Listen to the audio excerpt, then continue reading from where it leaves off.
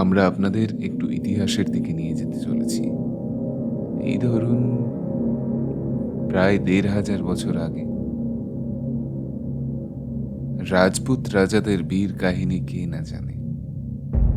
তাদের আত্মবলিদানের গল্প যুগে যুগে মানুষের মুখে প্রচারিত হয়ে এসেছে।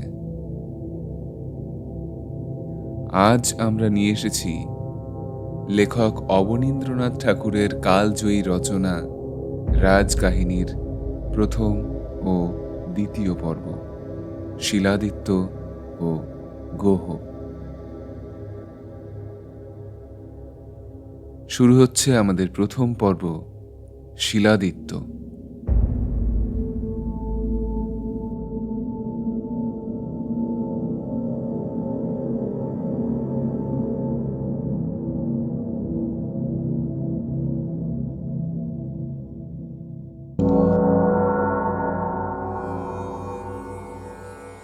শিলাদিত্যের যখন জন্ম হয়নি, যে সময় বল্লভীপুরের রাজা কনক সেনের বংশের শেষ রাজা রাজত্ব করছিলেন, সে সময় বল্লভীপুরে সূর্যকুণ্ড নামে একটি পবিত্র কুণ্ড ছিল।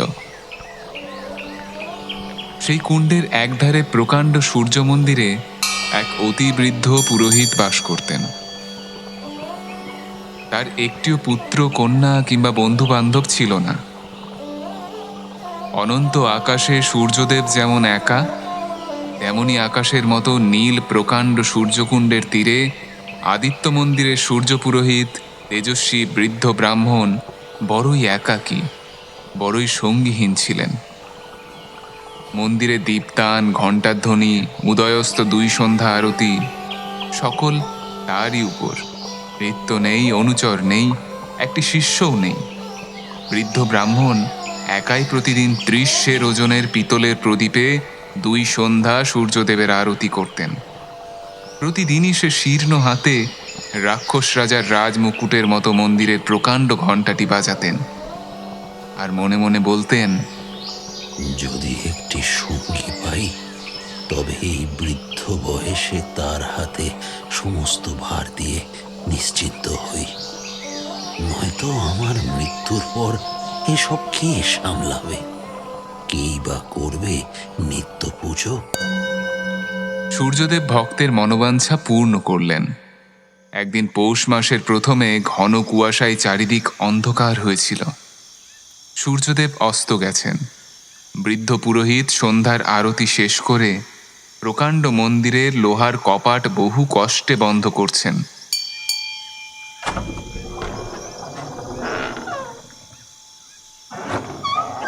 এমন সময় ম্লান মুখে এক ব্রাহ্মণ কন্যা তার সম্মুখে উপস্থিত হল। পরনে ছিন্ন বাস, কিন্তু অপূর্ব সুন্দরী। সে মনে মনে ভাবল, মেয়েটা যেন শীতের ভয় একেবারে কুঁকড়ে আছে, বাঁচার জন্য শেষ চেষ্টা করবে বলে এই সূর্য মন্দিরে আশ্রয় চায়। কন্যাটি সুলক্ষণা, অথচ তার বিধবার বেশ। এই সময় এখানে একা কি করছে? তবে এই প্রশ্নের উত্তর তার কাছে নেই। তাই তিনি আর কিছু না ভেবে জিজ্ঞাসা করলেন, কে তুমি? কি চাও? আর এখানে কি করে এলে? তখন সেই ব্রাহ্মণ বালিকা কমল কলির মতো ছোট্ট দুখানি হাত জড়ো করে বলল, প্রভু, আমি আশ্রয় চাই।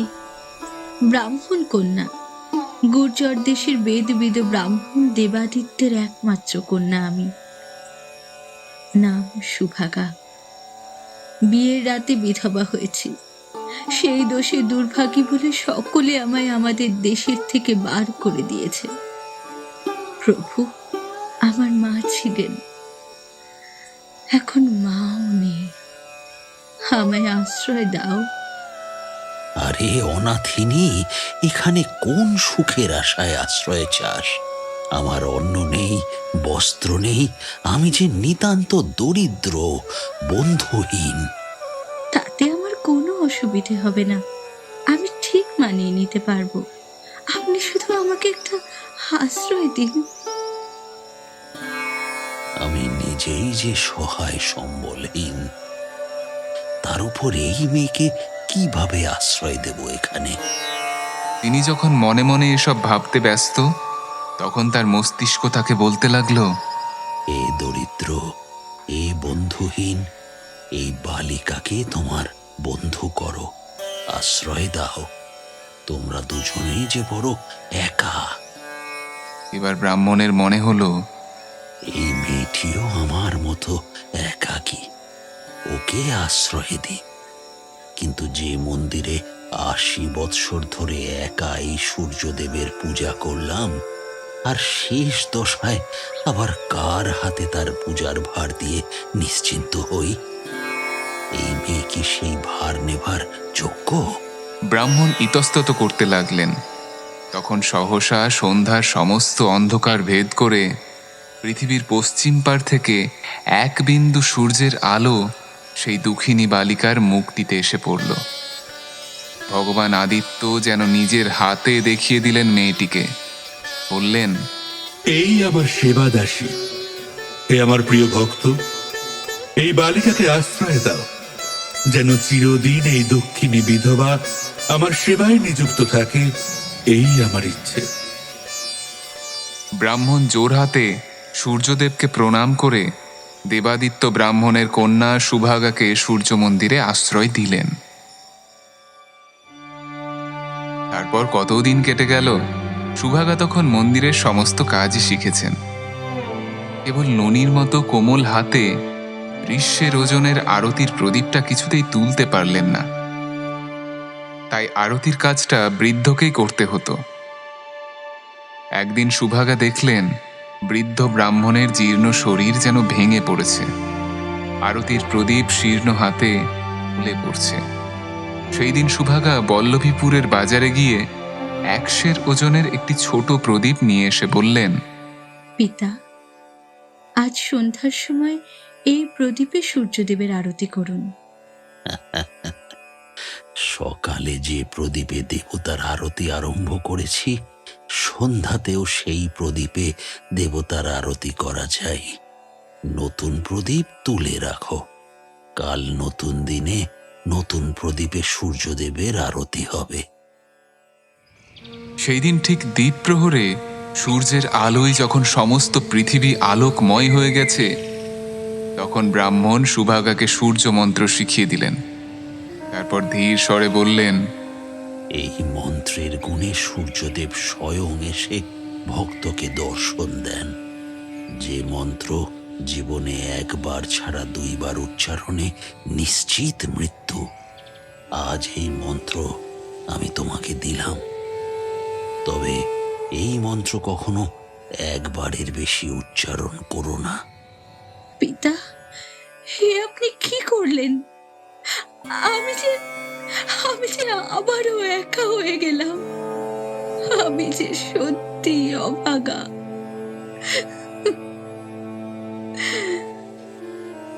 তারপর সন্ধিক্ষণে সন্ধ্যার অন্ধকারে আরতি শেষে নিভন্ত প্রদীপের মতো ব্রাহ্মণের জীবন প্রদীপ ধীরে ধীরে নিভে গেল। সূর্যদেব সমস্ত পৃথিবী অন্ধকার করে অস্ত গেলেন। সুভাগা একলা হয়ে পড়লেন। প্রথম দিন কতক সুভাগা বৃদ্ধের জন্য কেঁদে কেঁদে কাটালেন। তারপর দিন কতক নিজের হাতে জঙ্গল পরিষ্কার করে মন্দিরের চারিদিকে ফলের গাছ, ফুলের গাছ লাগাতেই কেটে গেল। আরও কতদিন মন্দিরের পাথর, দেয়াল, মেঝে ঘষে ঘষে পরিষ্কার করে তার গায়ে লতা, পাতা, ফুল, পাখি, হাতি, ঘোড়া, পুরাণ, ইতিহাসের পট লিখতেই চলে গেল। শেষে সুভাগার হাতে আর কোনো কাজ রইল না। তখন তিনি সেই ফলের বাগানে ফুলের মালঞ্চে একা একাই ঘুরে বেড়াতেন। ক্রমে যখন সেই নতুন বাগানে ২-১টি ফল পাকতে আরম্ভ করলো, ২-১টি ফুল ফুটতে লাগলো, তখন ক্রমে ২-১টি ছোট পাখি, গুটি কতক রঙিন প্রজাপতি, সেই সঙ্গে এক পাল ছোট বড় ছেলে মেয়ে দেখা দিলে। প্রজাপতি শুধু একটুখানি ফুলের মধু খেয়েই সন্তুষ্ট ছিল। পাখি শুধু ২-১টা পাকা ফল ঠোকরাতো মাত্র। কিন্তু সেই ছেলের পাল ফুল ছিঁড়ে, ফল পেড়ে, ডাল ভেঙে চুরমার করত। সুভাগা কিন্তু কাউকে কিছু বলতেন না, হাসি মুখে সকল উৎপাত সহ্য করতেন। গাছের তলায় সবুজ ঘাসে নানা রঙের কাপড় পরে ছোট্ট ছোট্ট ছেলেমেয়েরা খেলা করে বেড়াতো। দেখতে দেখতে সুভাগার দিনগুলো আনমনেই কেটে যেত। ক্রমে বর্ষা এসে পড়ল। চারিদিকে কালো মেঘের ঘটা, বিদ্যুতের ছটা আর গুরু গুরু গর্জন। সেই সময় একদিন খুঁড়ের মতো পুবের হাওয়া সুভাগার নতুন বাগানের ফুলের বোটা কেটে গাছের পাতা ঝরিয়ে তার স্বাদের মালঞ্চ শূন্যপ্রায় করে শন শন শব্দে চলে গেল। পাখির ঝাঁক হাওয়ার সাথে উড়ে গেল। প্রজাপতির ভাঙা ডানা ফুলের পাপড়ির মতো চারিদিকে ছড়িয়ে পড়ল। ছেলের দল কোথায় অদৃশ্য হলো। সুভাগা তখন সেই ধারা শ্রাবণে একা বসে বসে ভাবতে লাগলেন, আমার বাবা এখন কি করছে? তার কি আমার কথা মনে পড়ে? মা তো সেই কবেই চলে গেছে আমাকে একা করে। শ্বশুর শাশুড়িকে নিজের আপন ভাবতে চেয়েছিলাম, কিন্তু হায়, বিধাতার পরিহাস, তাদের নিষ্ঠুরতা আর তা হতে দিল না। আর বিয়ের রাত্রের সুন্দর বরের হাসি মুখের কথা মনে করে কাঁদতে লাগলেন। কত খুশি ছিল সবাই। উৎসব মুখর দিনটা কিনা শেষে শোক সভা হয়ে গেল। হায়, এই নির্জনে সঙ্গীহীন বিদেশে কেমন করে সারা জীবন একা কাটাবো? কি নিয়ে বাঁচবো আমি? হরিণের চোখের মতো সুভাগার কালো দুটি বড় বড় চোখ অশ্রু জলে ভরে উঠল। তিনি পূবে দেখলেন অন্ধকার, পশ্চিমে অন্ধকার, উত্তরে অন্ধকার, দক্ষিণে চারিদিকে অন্ধকার। মনে পড়ল এমনই অন্ধকারে একদিন তিনি এই মন্দিরে আশ্রয় নিয়েছিলেন। আজও সেদিনের মতো অন্ধকার, সেই বাদলা হাওয়া, সেই নিঃশব্দ প্রকাণ্ড সূর্য মন্দির। কিন্তু হায়, কোথায় আজ সেই বৃদ্ধ ব্রাহ্মণ, যিনি সেই দুর্দিনে অনাথিনী অভাগিনী সুভাগাকে আশ্রয় দিয়েছিলেন। সুভাগার কালো চোখ থেকে দুটি ফোঁটা জল দুই বিন্দু বৃষ্টির মতো অন্ধকারে ঝরে পড়ল। সুভাগা মন্দিরের সমস্ত দুয়ার বন্ধ করে প্রদীপ জ্বালিয়ে ঠাকুরের আরতি করলেন। তারপর কি জানি কি মনে করে সুভাগা সেই সূর্য মূর্তির সম্মুখে ধ্যানে বসলেন। ক্রমে সুভাগার দুটি চক্ষু স্থির হয়ে এলো। চারিদিক থেকে ঝড়ের ঝনঝনা, মেঘের কড়কড়ি ক্রমে যেন দূর থেকে বহু দূরে সরে গেল। সুভাগার মনে আর কোনো শোক নেই, কোনো দুঃখ নেই। তার মনের অন্ধকার যেন সূর্যের তেজে ছিন্ন ভিন্ন হয়ে গেছে। সুভাগা ধীরে ধীরে ভয়ে ভয়ে বৃদ্ধ ব্রাহ্মণের কাছে শেখানো সেই সূর্য মন্ত্র উচ্চারণ করলেন। ওম জবা কুসুম সংকাশং কশ্যপেয়ং মহাদতিম ধন্তারিং সর্ব পাপঘ্নং প্রণতস্মি দিবাকরম। ওম হ্রম হ্রিম হ্রম সাহসূর্যায় নমঃ। তখন সমস্ত পৃথিবী যেন জেগে উঠল। সুভাগা যেন শুনতে পেলেন চারিদিকে পাখির গান, বৃষ্টির তান, আনন্দের কোলাহল। তারপর গুরু গুরু গম্ভীর গর্জনে সমস্ত আকাশ কাঁপিয়ে চারিদিক আলোয় আলোকময় করে সেই মন্দিরের পাথরের দেয়াল, লোহার দরজা যেন আগুনে আগুনে গলিয়ে দিয়ে সাতটা সবুজ ঘোড়ার পিঠে আলোর রথে কোটি কোটি আগুনের সমান জ্যোতির্ময় আলোকময় সূর্যদেব দর্শন দিলেন। সে আলো, সে জ্যোতি মানুষের চোখে সহ্য হয় না। সুভাগা দুহাতে মুখ ঢেকে বললেন, হে দেব, রক্ষা করো, ক্ষমা করো, সমস্ত পৃথিবী চলে যায়। ভয় নেই, ভয় নেই, বৎসে বর প্রার্থনা করো। বলতে বলতে সূর্যদেবের আলো ক্রমশ ক্ষীণ হয়ে এলো। একটুখানি রাঙা আভা সধবার সিঁদুরের মতো সুভাগার সিঁথি আলো করে রইল। তখন সুভাগা বললেন, প্রভু, আমি পতিপুত্রহীনা, বিধবা অনাথিনী, বড়ই একাকিনী। আমাকে এই বর দাও যেন এই পৃথিবীতে আমার আর না থাকতে হয়। সমস্ত জ্বালা যন্ত্রণা থেকে মুক্ত হয়ে আজই তোমার চরণতলে আমার মরণ হোক। বৎসে, দেবতার বরে মৃত্যু হয় না, দেবতার অভিশাপে মৃত্যু হয়। তুমি বর প্রার্থনা করো। প্রভু, যদি বর দিলে তবে আমাকে একটি ছেলে আর একটি মেয়ে দাও। আমি তাদের মানুষ করি। ছেলেটি তোমারই মতো তেজস্বী হবে, মেয়েটি হবে যেন চাঁদের কণার মতো সুন্দরী। তথাস্তু, তোমার সকল আশা পূরণ হোক। ধীরে ধীরে সুভাগার চোখে ঘুম এলো। সুভাগা পাষাণের উপর আঁচল পেতে শুয়ে পড়লেন। চারিদিকে ঝমঝম করে বৃষ্টি নামল। তখন ভোর হয়ে এসেছে। সুভাগা ঘুমের ঘোরে শুনতে লাগলেন তার সেই ভাঙা মালঞ্চে দুটি ছোট পাখি কি সুন্দর গান ধরেছে। ক্রমে সকালবেলার একটুখানি সোনার আলো সুভাগার চোখে পড়ল। তিনি তাড়াতাড়ি উঠে বসলেন। আঁচলে টান পড়ল। চেয়ে দেখলেন কচি দুই ছেলে মেয়ে কোলের কাছে ঘুমিয়ে আছে। সে খুশি মনে সূর্যদেবকে প্রণাম করে বলল, আপনার বর সফল হলো। আমি দেবতার মতো সুন্দর দুটি সন্তান পেলাম। সকল লোকের চোখের আড়ালে নির্জন মন্দিরে জন্ম হলো তোদের। তাই তোদের দুজনের নাম দিলাম গায়েব, গায়েবী। সুভাগা গায়েব আর গায়েবীকে বুকে নিয়ে মন্দিরের বাইরে এলেন। তখন পূবে সূর্যদেব উদয় হচ্ছিলেন, পশ্চিমে চাঁদ অস্ত যাচ্ছিলেন।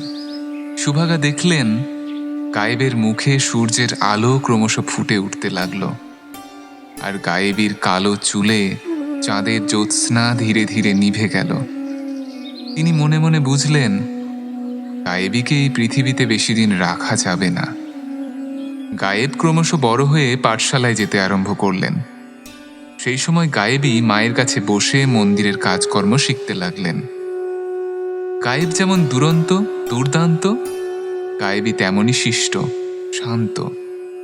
গায়েবীর সঙ্গে কত ছোট ছোট মেয়ে সেধে সেধে খেলা করতে আসতো, কিন্তু গায়েবের উৎপাতে পাঠশালার সকল ছেলে অস্থির হয়ে উঠেছিল।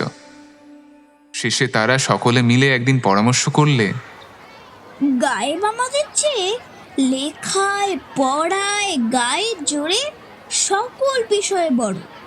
এসো আমরা সকলে মিলে গায়েবকে রাজা করি, আর আমরা তার প্রজা হই। তাহলে গায়েব আর আমাদের উপর অত্যাচার করতে পারবে না। ঠিক ঠিক, চলো তবে ওকে কাঁধে তুলে নিই। এই বলে সকলে মিলে গায়েবকে রাজা বলে কাঁধে তুলে নৃত্য আরম্ভ করলো। গায়েব হাসি মুখে সেই সকল ছোট ছোট ছেলেদের কাঁধে বসে আছেন। এমন সময় একটি খুব ছোট ছেলে বলে উঠল, আমি রাজার পূজারী, মন্ত্র পড়ে গায়েবকে রাজটিকা দেব। তখন সেই ছেলের পাল গায়েবকে একটা মাটির ঢিবির উপর বসিয়ে দিল। গায়েব সত্যি রাজার মতো সেই মাটির সিংহাসনে বসে আছেন। এমন সময় সেই ছোট্ট ছেলেটি তার কপালে তিলক দিয়ে বলল, গায়েব, তোমার নাম জানি, বলো তোমার মায়ের নাম কি, বাপের নাম কি? হ্যাঁ, আমার নাম গায়েব। আমার বোনের নাম গায়েবী। আমার মায়ের নাম হলো সুভাগা। হ্যাঁ, আমার বাবার নাম আমার বাবার নাম তো আমি জানি না। গায়েব জানে না যে তিনি সূর্যদেবের বরপুত্র। নাম বলতে পারলেন না। লজ্জায় অধবদন হলেন। চারিদিকে ছেলের পাল হা হা করে হাততালি দিতে লাগলো।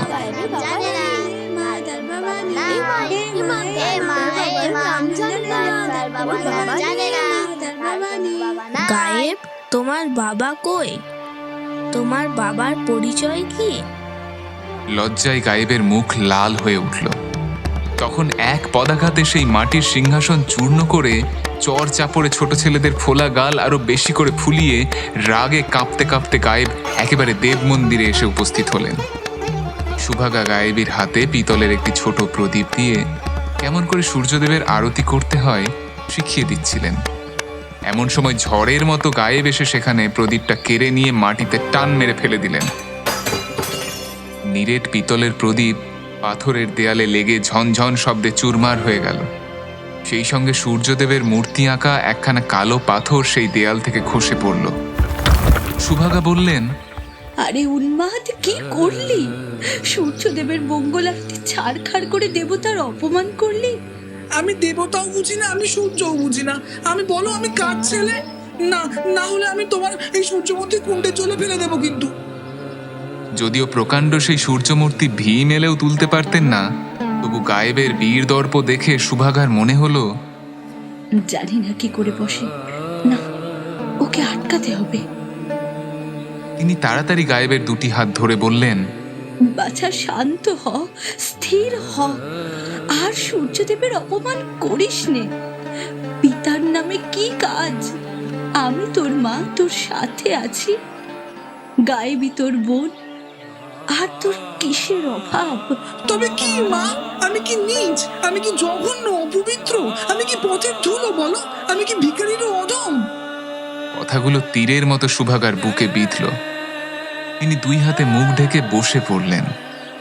মনে মনে ভাবলেন, হায় ভগবান, কি করলে? এই দুরন্ত ছেলেকে কেমন করে বোঝাই? কি বলে প্রবোধ দি? গায়েব গায়েবী নিজ নয়, অপবিত্র নয়, সূর্যের সন্তান, সকলের চেয়ে পবিত্র। এ কথায় কে বিশ্বাস করবে? সুভাগার সূর্যমন্ত্রের কথা একবার স্মরণ হলো, কিন্তু যখন ভাবলেন যে দুইবার মন্ত্র উচ্চারণ করলেন নিশ্চিত মৃত্যু, এই কচি বয়সে গায়েব গায়েবীকে একা ফেলে পৃথিবী ছেড়ে চিরকালের মতো চলে যেতে হবে, তখন তার মায়ের প্রাণ কেঁদে উঠল। সুভাগা বললেন, বাছা, কথা শোন আমার, ক্ষান্ত দে। চল, আমরা অন্য দেশে চলে যাই। সূর্যদেবকেই তোদের পিতা বলে জেনে রাখ। আমার বিশ্বাস হয় না, তুমি মিথ্যে কথা বলছো। তবে মন্দিরের সমস্ত দরজা বন্ধ কর, এখনই তোদের পিতাকে দেখতে পাবে। কিন্তু হায়, আমাকে আর ফিরে পাবি না, কারণ এই মন্ত্র উচ্চারণে সাক্ষাৎ মৃত্যু। সুভাগার দুটি চোখ দিয়ে জল পড়তে লাগলো। গায়েবী বললে, ভাই, মাকে কেন কষ্ট দাও? কি দরকার এসব জেনে? মা যে কষ্ট পাচ্ছে। না, আজ তোমাকে সবকিছু আমাকে বলতেই হবে, সবকিছু বলতে হবে। সুভাগা দুজনের হাত ধরে সূর্যমূর্তির সম্মুখে গিয়ে ধ্যানে বসলেন। এই মন্দিরে একাকিনী সুভাগা একদিন মৃত্যু ইচ্ছা করে মন্ত্র নির্ভয়ে উচ্চারণ করছিলেন। কালসর্পের মতো সেই সূর্যমন্ত্র আজ উচ্চারণ করতে তার মায়ের প্রাণে কতই ভয়, কতই ব্যথা। সূর্যদেব দর্শন দিলেন। সমস্ত মন্দির যেন রক্তের স্রোতে ভাসিয়ে প্রচণ্ড মূর্তিতে দর্শন দিলেন। সুভাগা বলল, প্রভু, গায়েব গায়েবী কার সন্তান? সূর্যদেব একটি কথাও বললেন না। দেখতে দেখতে সূর্যের প্রচণ্ড তেজে ভিখারিণী সুভাগার সুন্দর শরীর জ্বলে পুড়ে ছাই হয়ে গেল। গায়েবী কেঁদে উঠল। মা, মা, এ কি হলো তোমার? আমরা যে একা হয়ে গেলাম। মা কোথায়? মা, ও মা, মা কোথায় গেল? মাকে দেখতে পাচ্ছি না কেন আমি? সূর্যদেব কোনো উত্তর করলেন না, কেবল পাষাণের উপর রাশিকৃত ছাই দেখিয়ে দিলেন। গায়েব বুঝলেন মা আর নেই। রাগে দুঃখে তার চোখে আগুন ছুটল। গায়েব মন্দিরের কোণ থেকে সূর্যমূর্তি আঁকা পাথরখানা কুড়িয়ে সূর্যদেবকে ছুঁড়ে মারলেন। যমরাজের মহিষের মাথাটার মতো সেই কালো পাথর সূর্যদেবের মুকুটে লেগে জ্বলন্ত কয়লার মতো একদিকে ঠিকরে পড়ল। সঙ্গে সঙ্গে গায়েব মূর্ছিত হলেন। অনেকক্ষণ পর গায়েব জেগে উঠলেন। তখন সূর্যদেব অন্তর্ধান হয়েছেন। মাথার কাছে শুধু গায়েবই বসে। গায়েব জিজ্ঞাসা করলেন, সূর্যদেব, সূর্যদেব কোথায়? তিনি কোনো উত্তর না দিয়ে এভাবে চলে যেতে পারেন না। গায়েবী তখন সেই কালো পাথরখানা দেখিয়ে বলল, এই নাও ভাই, আদিত্য শিলা। এই পাথর তুমি যার উপর ফেলবে তার নিশ্চয়ই মৃত্যু।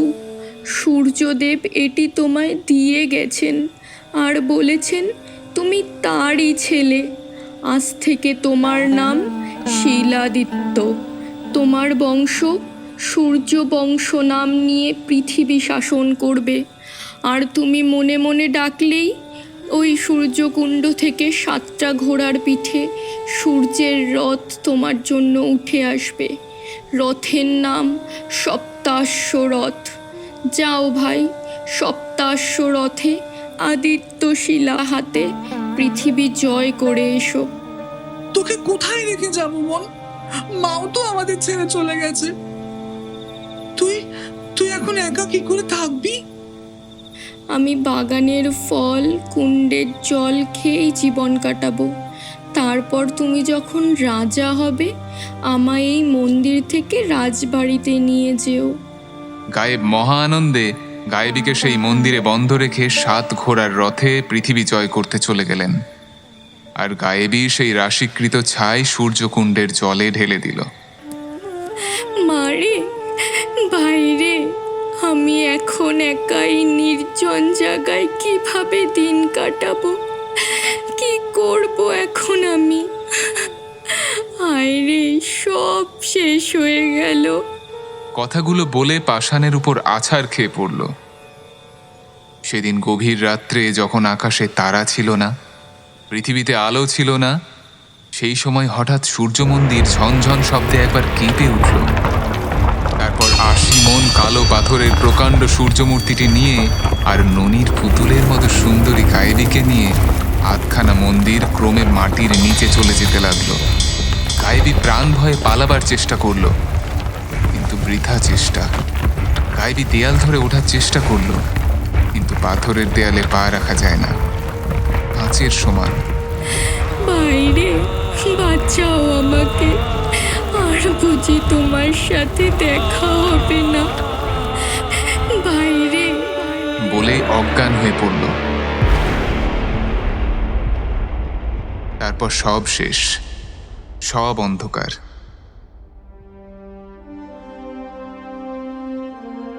তারপর কতদিন চলে গেছে।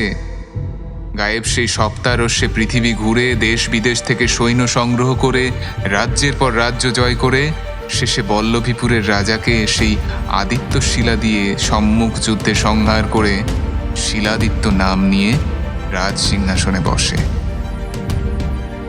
পাঠশালার সঙ্গীদের কাউকে মন্ত্রী, কাউকে সেনাপতি করে যত নিষ্কর্মা বুড়ো কর্মচারীদের তাড়িয়ে দিলেন। তারপর উলুধ্বনি শঙ্খধ্বনির মধ্যে দিয়ে শিলাদিত্য চন্দ্রাবতী নগরের রাজকন্যা পুষ্পবতীকে বিয়ে করে শ্বেতপাথরের শয়নকক্ষের মন্দিরে বিশ্রাম করতে গেলেন। ক্রমে রাত্রি যখন গভীর হল, কোনো দিকে সারা শব্দ নেই। পায়ের ধারে চামরধারিণী চামর হাতে ঢুলে পড়েছে। মাথার শিয়রে সোনার প্রদীপ নিভো নিভো হয়েছে। সেই সময় শিলাদিত্য তার ছোট বোন গায়েবীর কচি মুখখানি স্বপ্নে দেখলেন। তার মনে হলো যেন অনেক অনেক দূর থেকে সেই মুখখানি তার দিকে চেয়ে আছে, আর সেই সূর্য মন্দিরের দিক থেকে কে যেন ডাকছে, ভাই, ভাই, তুমি কি আমায় ভুলে গেলে? আমি যে আজও বড় একা। ভাই। না না বোন, না, আমি আসছি বোন। তোকে আর কোনো কষ্ট পেতে হবে না। তোর ভাই আসছে, তোর কোনো চিন্তা নেই। তখন ভোর হয়েছে। তিনি তৎক্ষণাৎ রথে চড়ে সৈন্য সামন্ত নিয়ে সূর্য মন্দিরে উপস্থিত হলেন। দেখলেন ভীমের বর্ম দুখানার মতো মন্দিরের দুখানা কপাট একেবারে বন্ধ। অতকালে লতাপাতা সেই মন্দিরের দুয়ার যেন লোহার শিকলে বেঁধে রেখেছে। শিলাদিত্য নিজের হাতে সেই লতাপাতা সরিয়ে মন্দিরের দুয়ার খুলে ফেললেন। দিনের আলো পেয়ে এক ঝাঁক বাদুড় ঝটাপট করে খোলা দরজা দিয়ে বেরিয়ে গেল। শিলাদিত্য মন্দিরে প্রবেশ করলেন। চেয়ে দেখলেন যেখানে সূর্যদেবের মূর্তি ছিল সেখানে প্রকাণ্ড একখানা অন্ধকার কালো পর্দার মতো সমস্ত ঢেকে রেখেছে। শিলাদিত্য ডাকলেন, গায়েবী, গায়েবী, কোথায় গায়েবী? গায়েবী, সামনে আয়। এই তোমরা মশাল জ্বালাও, কিছুই তো দেখা যাচ্ছে না ভালো করে।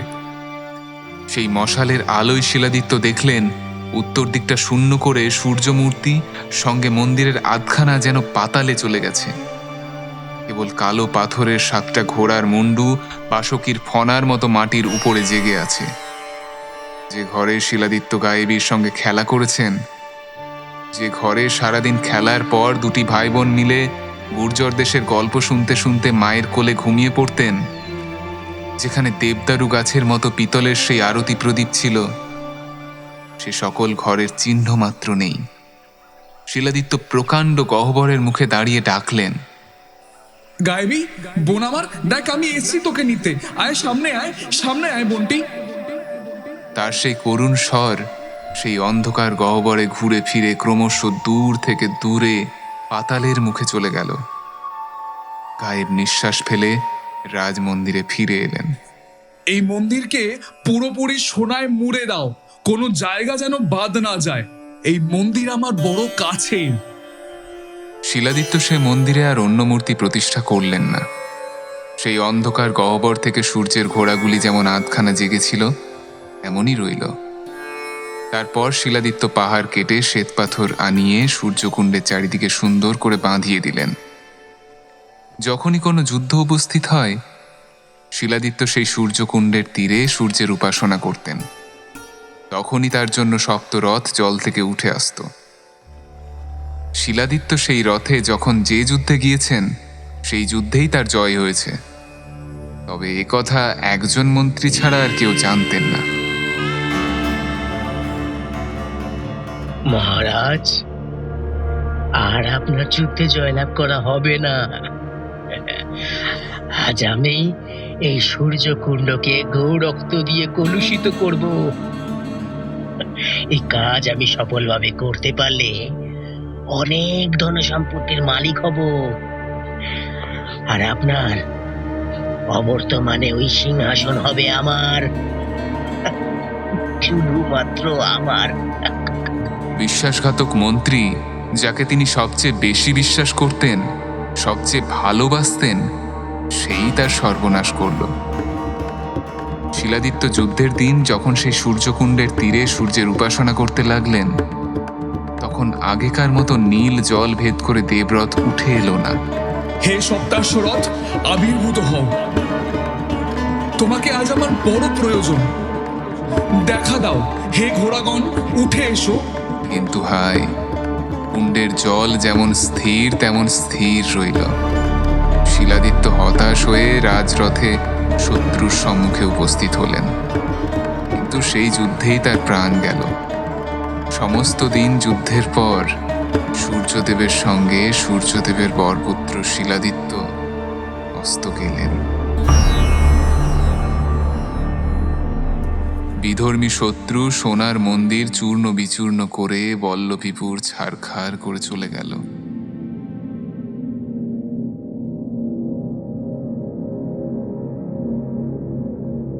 শুরু হচ্ছে আমাদের দ্বিতীয় পর্ব, গোহ।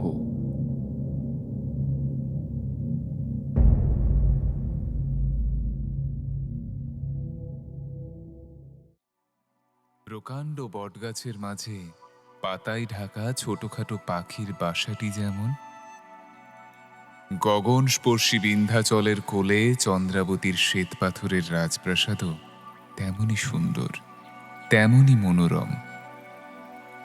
ম্লেচ্ছদের সঙ্গে যুদ্ধের কিছুদিন পূর্বে শিলাদিত্য একদিন জনকতক রাজপুত বীরকে সঙ্গে নিয়ে চন্দ্রাবতীর রাজকন্যা গর্ভবতী রানী পুষ্পবতীকে সেই চন্দ্রাবতীর রাজপ্রাসাদে বাপ মায়ের কাছে পাঠিয়ে দিয়েছিলেন।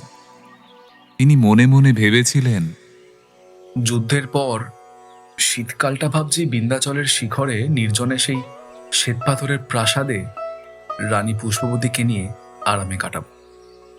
তারপর রানীর ছেলে হলে দুজনে একসঙ্গে রাজপুত্রকে কোলে নিয়ে বল্লভীপুরে ফিরব, একসাথে সুখে দিন কাটাবো। এই সব ভেবে রানীকে জানিয়েছিলেন, রানী, এই শীতকালটা বরং এখানে উপভোগ করি, তারপর ছেলেকে কোলে নিয়ে ফিরবো একেবারে। বেশ মহারাজ, আপনার যা ইচ্ছা, আমার তাতে কোনো আপত্তি নাই। কিন্তু হায়, বিধাতা সে সাধে বাদ সাধলেন।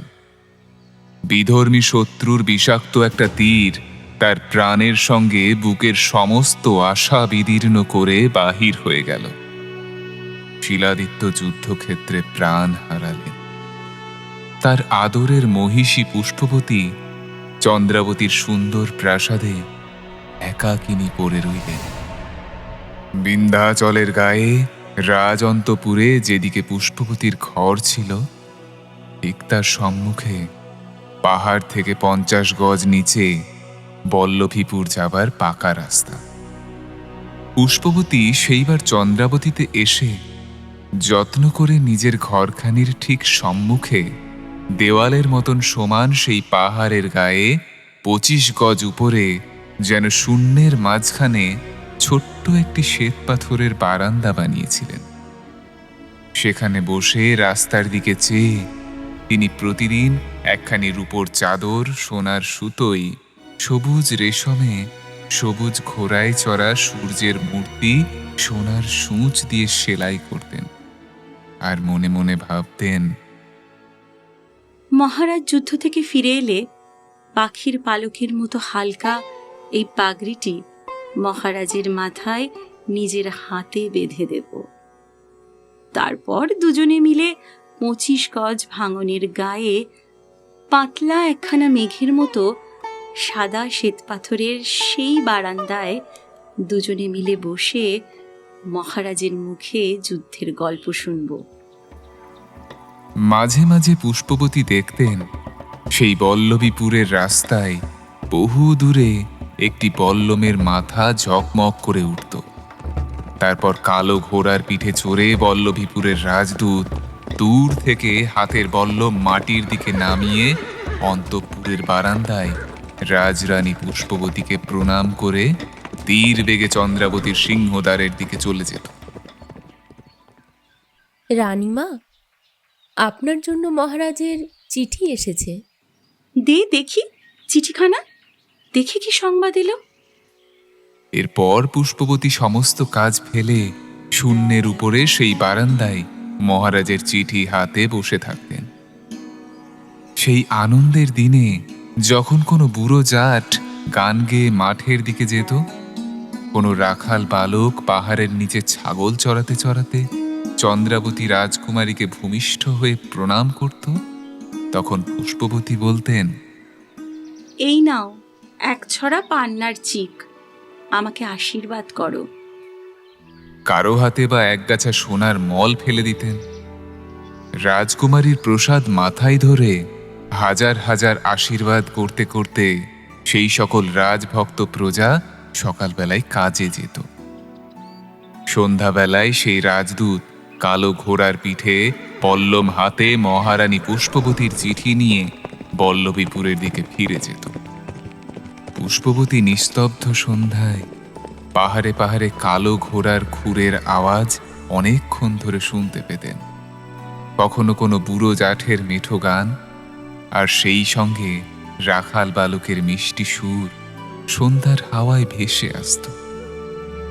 তারপর বিন্ধ্যাচলের শিখরের বিন্দবাসিনী ভবানীর মন্দিরে সন্ধ্যা পুজোর ঘোর ঘণ্টা বেজে উঠত।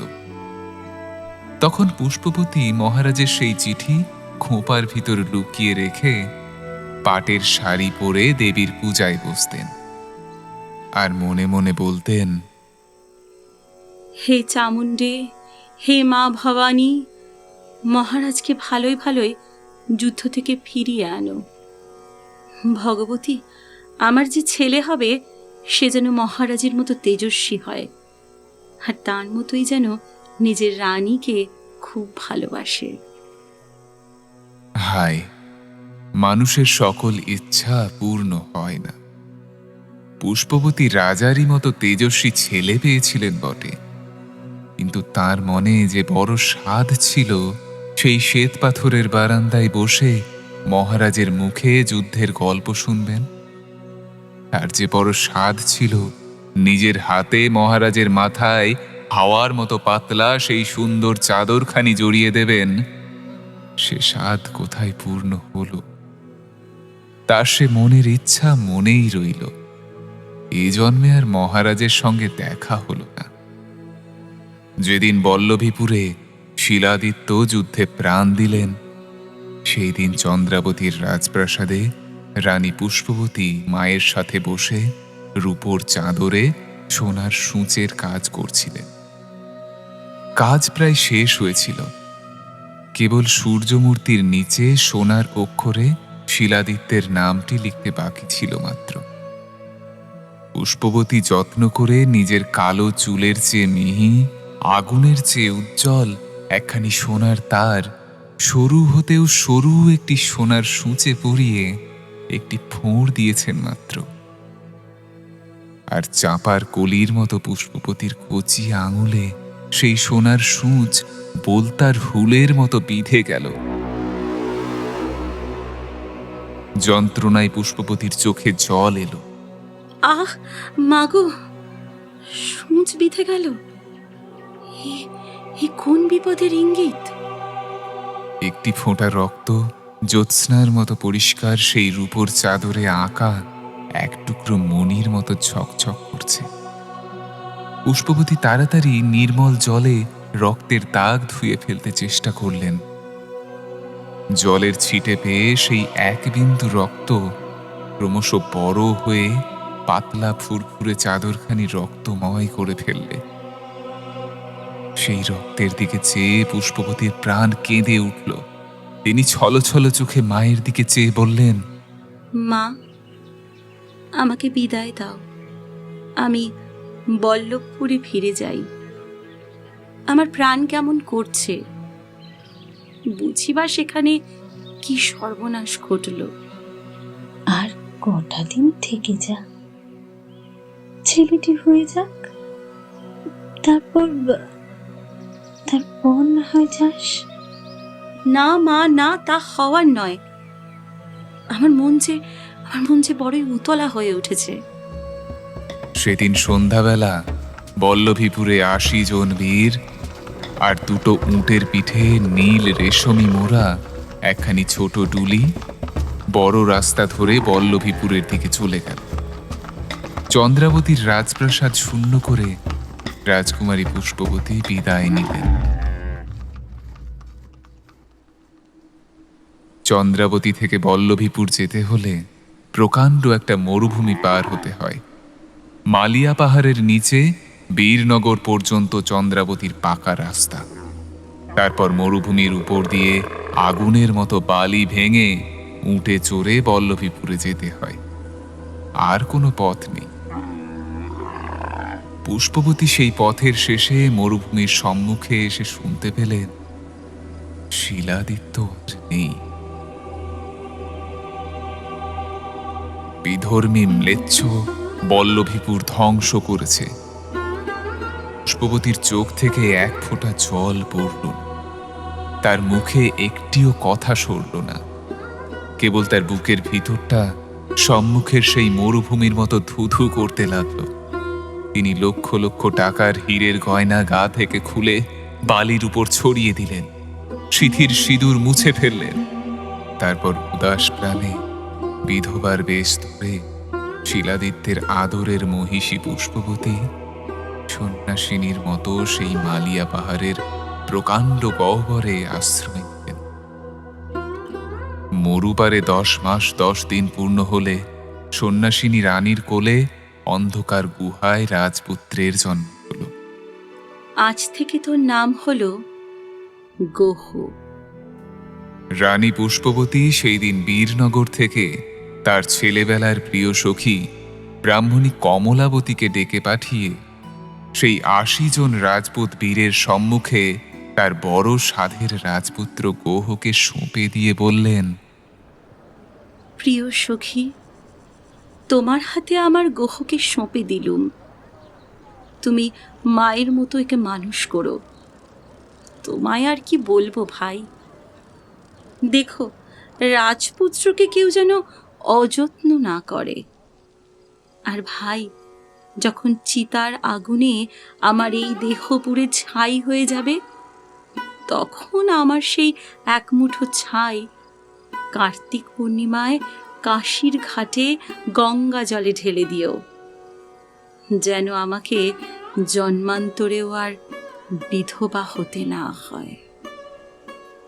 ঝরঝর করে কমলাবতীর চোখে জল পড়তে লাগল। এমন করো না সখী, আর একবার ভেবে দেখো, নিজের ছেলের জন্য অন্তত ভেবে দেখো। তার কি দোষ, সে যে সর্বহারা হয়ে গেল। সেই দিন সন্ধ্যাবেলা সেই ৮০ জন রাজভক্ত রাজপুত চন্দনের চিতাকাঠ জ্বালিয়ে চারিদিকে ঘিরে দাঁড়াল। শিলাদিত্যের মহিষী রাজপুত নারী সন্ন্যাসিনী সতী পুষ্পবতী হাসি মুখে জ্বলন্ত চিতায় ঝাঁপ দিলেন। দেখতে দেখতে তার ফুলের মতো সুন্দর পুষ্পবতীর কোমল শরীর পুরে ছাই হল। চারিদিকে রব উঠল, জয় মহারানীর জয়, জয় সতীর জয়। কমলাবতী ঘুমন্ত গোহকে এক কোলে আর সেই ছাই মুঠো এক হাতে নিয়ে চোখের জল মুছতে মুছতে বীরনগরে ফিরে গেলেন। সঙ্গে সঙ্গে সেই ৮০ জন রাজপুত বীর রাজপুত্রকে ঘিরে সেদিন বীরনগরে বাসা নিলেন। চন্দ্রাবতীর রাজরানী অনেকবার গোহকে চন্দ্রাবতীতে নিয়ে যেতে চেয়েছিলেন, কিন্তু বল্লভীপুরের তেজস্বী সেই রাজপুত বীরের দল গোহকে কিছুতেই ছেড়ে দেন। তারা বলতেন, আমাদের মহারানী আমাদের হাতে রাজপুত্রকে সঁপে গেলেন, আমরাই তাকে পালন করব। বল্লভীপুরের রাজকুমার বল্লভীপুরের রাজসভার রাজা হয়ে এই মরুভূমিতেই থাকুন, এই তার রাজপ্রাসাদ। গোহ সেই বীরনগরে কমলাবতীর ঘরে মানুষ হতে লাগলেন। কমলাবতী গোহকে ব্রাহ্মণের ছেলের মতো নানা শাস্ত্রে পণ্ডিত করতে চেষ্টা করতেন, কিন্তু বীরের সন্তান গোহের লেখাপড়া পছন্দ হতো না। তিনি বনে বনে পাহাড়ে পাহাড়ে কোনোদিন ভীলদের সঙ্গে ভীল বালকের মতো, কোনোদিন বা রাজপুত বীরের সঙ্গে রাজার মতো, কখনো ঘোড়ায় চড়ে মরুভূমির উপর সিংহ শিকার করে, কখনো বা জাল ঘাড়ে নিয়ে বনে বনে হরিণের সন্ধানে ঘুরে বেড়াতেন। মালিয়া পাহাড়ের নিচে বীরনগর, সেখানে যত শিষ্ট শান্ত নিরীহ ব্রাহ্মণের বাস।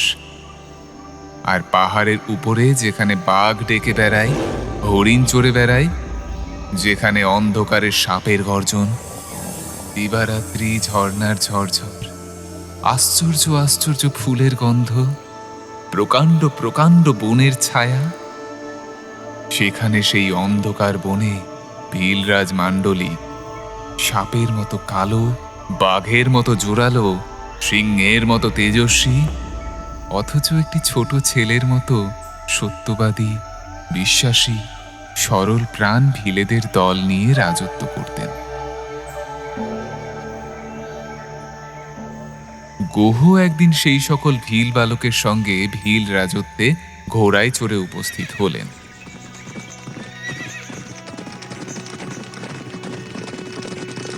সেখানে বল্লম হাতে বাঘের ছাল পরা হাজার হাজার ভীল বালক ঘোড়ায় চড়ে সেই রাজপুত রাজকুমারকে ঘিরে, আমাদের রাজা এসেছে, রাজা এসেছে রে, আয় তাড়াতাড়ি দেখে যা বলে মাদল বাজিয়ে নাচতে নাচতে ঘরে ঘরে ঘুরে বেড়াতে লাগল। ক্রমে সেই ছেলের পাল গোহকে নিয়ে রাজবাড়িতে উপস্থিত হল। তখন সেই খোড়ো চালের রাজবাড়ি থেকে ভিলেদের রাজা বুড়ো মাণ্ডলিক বেরিয়ে এসে বললেন, আরে কোথায় রে তোদের নতুন রাজা, দেখি তো। ছেলের পাল গোহকে দেখিয়ে দিলে। তখন সেই বুড়ো ভিল গোহকে অনেকক্ষণ দেখে বললেন, ভালো রে ভালো, নতুন রাজার কপালে তিলক লিখে দে। তখন একজন ভিল বালক নিজের আঙুল কেটে বুড়ো রাজা মাণ্ডলিকের সামনে রক্তের ফোঁটা দিয়ে গোহের কপালে রাজ তিলক টেনে দিল। ভিলদের নিয়মে সে রক্তের তিলক মুছে দেয় এমন সাধ্য কারও নেই। গোহ সত্য সত্যই রাজা হয়ে ভিলেদের রাজসভায় বুড়ো রাজার কাঠের সিংহাসনের ঠিক নিচে একটি ছোট পিঁড়ির উপর বসলেন। এই পিঁড়িখানি অনেক দিন থেকে শূন্য পড়েছিল, কারণ মাণ্ডলিক চিরদিন নিঃসন্তান। ভগবান এতদিনে মুখ তুলে চাইলেন। ওই শূন্যস্থান আলো করে একজন এলো, আর আমার চিন্তা নেই। যেমন আপনার ইচ্ছা। আপনি আমার সাথে থাকলে আমি সব যুদ্ধ জয় করতে পারব। তার দিন দুঃখী সামান্য প্রজা, তাদের ঘর আলো করা কালো বাঘের মতো কালো ছেলে। কিন্তু ভাই, রাজার ঘর চিরদিন অন্ধকার, চিরকাল শূন্য ছিল। সেদিন যখন সমস্ত ভিলেদের মধ্যস্থলে রক্তের তিলক পরে গৌহ যুবরাজের পীড়েই বসলেন, তখন বুড়ো মাণ্ডলিকের দুই চক্ষু সেই সুন্দর রাজকুমারের দিকে চেয়ে আনন্দে ভেসে গেল। ভীলরাজের এক ছোট ভাই ছিলেন। 10 বৎসর আগে একদিন কি জানি কি নিয়ে দুই ভাইয়ের মধ্যে খুব ঝগড়া হয়েছিল। সেই থেকে বিচ্ছেদ, দেখাশোনা পর্যন্ত বন্ধ ছিল। গৌহ যুবরাজ হবার দিন মাণ্ডলিকের ছোট ভাই হিমালয় পর্বত থেকে ভীল রাজত্বে হঠাৎ ফিরে এলেন। এসে দেখলেন রাজপুতের ছেলে যুবরাজের আসন জুড়ে বসেছে। তার রাগে সর্বাঙ্গ জ্বলে গেল। তিনি রাজসভার মাঝে মাণ্ডলিককে ডেকে বললেন, আরে ভাইয়া, বুড়ো হয়ে কি তুই পাগল হয়েছিস? বাপের রাজ্যি ছেলেতে পাবে, তোর ছেলে হলো না, তোর পরে তো আমি রাজা। রাজপুতের ছেলেকে ফিরে বসালে কি বলে? ভাইজি, ঠান্ডা হ। আমার বয়স হয়েছে, কাউকে যে দায়িত্ব দিতেই হতো। ঠান্ডা হব যেদিন তোরে আগুনে পোড়াবো। আমার অধিকার আমি কাউকে দিব না, কাউকে না। এই বলে মাণ্ডলিকের ভাইজি রাগে ফুলতে ফুলতে রাজসভা থেকে বেরিয়ে গেল। মাণ্ডলিক বললেন, দূর হ, আজ হতে তুই আমার শত্রু হলি, আর যেন তোকে এখানে না দেখি। তারপর সোজা হয়ে সিংহাসনে বসে গৌহকে নিজের কোলে তুলে নিয়ে সমস্ত ভীল সর্দারকে ডেকে গৌহের কপালে হাত দিয়ে শপথ করালেন, যেন আজ থেকে সমস্ত ভীল সর্দার আপদে বিপদে সুখে দুঃখে গৌহকে রক্ষা করে। গৌহের শত্রু যেন তাদেরও শত্রু হয়। তারপর রাজসভা ভঙ্গ হল। অনেক আমোদ আহ্লাদ করে গৌহ বীরনগরে ফিরে গেল। সেই দিন কি ভেবে গভীর রাতে ভীলরাজ মাণ্ডলিক গৌহের কাছে চুপি চুপি গিয়ে বললেন, গৌহ, আমি তোকে ছেলের মতো ভালোবাসি। তোকে আমি রাজা করেছি। তোর ছুরিখানা আমায় দে, আমি নিজের হাতে তোর শত্রুকে মেরে আসব। এসবের কি দরকার?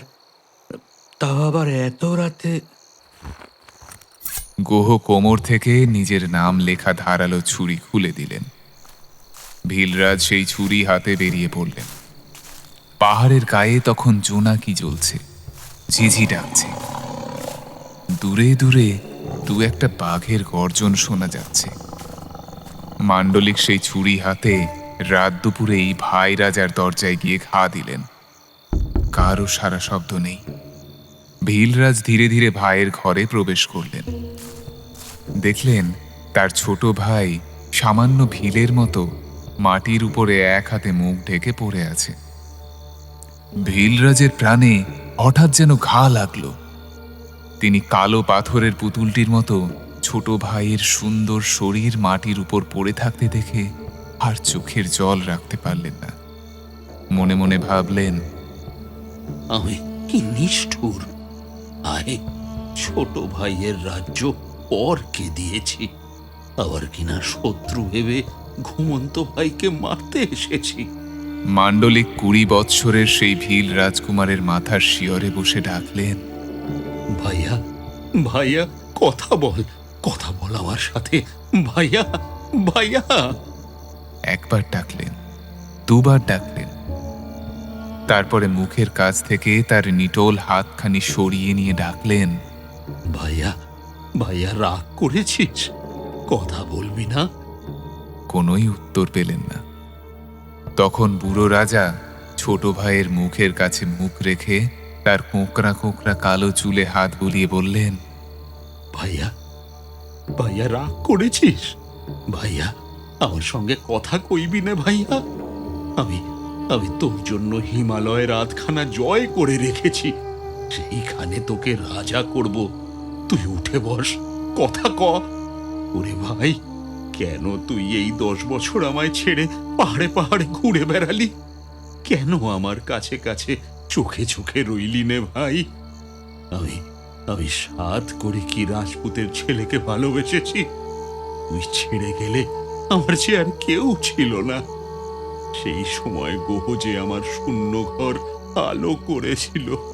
ভাই ভাই ওঠ, আমি তোর রাজত্ব কেড়ে নিয়েছি, আবার তোকে শত্রু বলে মারতে এসেছি।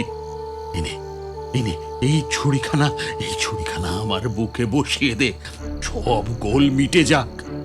মান্ডলিক ভাইয়ের হাতে ছুরিখানা জোর করে গুঁজে দিলেন। ধারালো ছুরি ভাইরাজের মুঠো থেকে খসে পড়ল। বুড়ো রাজা চমকে উঠলেন। ছোট ভাইয়ের গাটা যেন বড়ই ঠান্ডা বোধ হলো। কান পেতে শুনলেন, নিঃশ্বাসের শব্দ নেই। তিনি, ভাইয়া ভাইয়া ভাইয়া, তোর কি হলো কথা বল, বলে চিৎকার করে উঠলেন। তার সমস্ত রাগ মাটির উপরে মরা ভাইকে ছেড়ে রাজ সিংহাসনে গোহের উপর গিয়ে পড়ল। গোহ যদি না থাকতো তবে তো আজ 10 বৎসর পরে তিনি ছোট ভাইটিকে বুকে ফিরে পেতেন। তবে কি আজ ভীল রাজকুমার রাজ্যহারা হয়ে রাগে দুঃখে বুক ফেটে মারা পড়ত? মান্ডলিক অনেকক্ষণ ধরে ছোট ভাইটির বুকে হাত বুলিয়ে দিলেন, কিন্তু হাই, খাঁচা ফেলে পাখি যেমন উড়ে যায়, তেমনি সেই ভীল বালকের সুন্দর শরীর শূন্য করে প্রাণ পাখি অনেকক্ষণ উড়ে গেছে। মান্ডলিক আর সে ঘরে বসে থাকতে পারলেন না। ছুরি হাতে সদর দরজা খুলে বাইরে দাঁড়ালেন। তার প্রাণ যেন কেঁদে কেঁদে বলতে লাগলো, গোহরে গোহরে, তুই কি করলি? আমার রাজ্য নিলি, রাজ সিংহাসন নিলি, ভাইয়ে ভাইয়ে বিচ্ছেদ ঘটালি। গোহ, তুই কি শেষে আমার শত্রু হলি? হঠাৎ পাহাড়ের রাস্তা দিয়ে দুটি ভিলের মেয়ে গলা ধরাধরি করে চলে গেল। একজন বলে গেল, কি সুন্দর রাজা দেখেছিস ভাই। নতুন রাজা যখন আমার হাত ধরে নাচতে লেগেছিল, তখন তার মুখখানা যেন চাঁদ পাড়া দেখলুম। মান্ডলিক নিঃশ্বাস ফেলে ভাবলেন, হায়, এরই মধ্যে আমার প্রজারা বুড়ো রাজাটাকে ছেঁড়া কাপড়ের মতো ছেড়ে ফেলেছে। ভীল রাজের মনে হলো যেন পৃথিবীতে তার আর কেউ নেই। তিনি শূন্য মনে পূর্ণিমার প্রকাণ্ড চাঁদখানার দিকে চেয়ে রইলেন।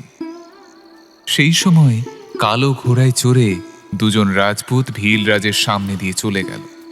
একজন বললে, আচ্ছা ভাই, রাজকুমার তো আজ শুভ দিনে ভিল রাজত্বের সিংহাসনে না বসে সকলের সামনে যুবরাজের আসনে বসে রইলেন কেন? গোহ প্রতিজ্ঞা করেছেন, যতদিন বুড়ো রাজা বেঁচে থাকবেন ততদিন তিনি যুবরাজের মতো তার পায়ের কাছে বসবেন। মান্ডলিকের প্রাণ যেন আনন্দে পরিপূর্ণ হলো। তাও তিনি একবার গোহের কাছ থেকে সবটা শুনতে চাইলেন। গোহকে গিয়ে জিজ্ঞাসা করলে সে উত্তর দিল, আপনি এই ভিল রাজ্যের রাজা। আপনি যতদিন বেঁচে আছেন ততদিন আমি এই রাজ্যের যুবরাজ। তাই আপনার পায়ের কাছের আসনটি আমার। ধন্য ধন্য গোহ, ধন্য তার ভালোবাসা। এরপর তিনি নিজের ভাইয়ের কাছে ফিরে গেলেন। হঠাৎ সেই অন্ধকারে কার নিঃশ্বাসের শব্দ শোনা গেল। মান্ডলিক ফিরে দেখলেন ছোট ভাইয়ের প্রকাণ্ড শিকারী কুকুরটা নিঃশব্দে অন্ধকারে দীর্ঘ নিঃশ্বাস ফেলছে। বুক যেন তার ফেটে গেল। তিনি, ভাইরে ভাইরে, এ কি হয়ে গেল, এ কি হয়ে গেল, বলে পাহাড়ের উপর আছাড় খেয়ে পড়লেন। পাথরের গায়ে লেগে গোহর সেই ধারালো ছুরি শিকারীর কুকুরের দাঁতের মতো ভীল রাজের বুকে সজোরে বিঁধে গেল। পাহাড়ে পাহাড়ে শিয়ালের পাল চিৎকার করে উঠল, হায় হায় হায় হায়। পরদিন সকালে একজন রাজপুত পাহাড়ের পথে বীরনগর যেতে যেতে এক জায়গায় দেখতে পেলেন ভীল রাজের রক্তমাখা দেহ। বুকে বেঁধে রয়েছে মহারাজ গোহের ছুরি। রাজপুত সেই ছুরি হাতে গোহর কাছে এসে বললেন, মহারাজ করেছো কি? আশ্রয়দাতা চিরবিশ্বাসী ভীল রাজকে খুন করেছো? আমি রাজার দায়িত্ব পালন করছি, যা আমার উচিত মনে হয়েছে তাই করেছি।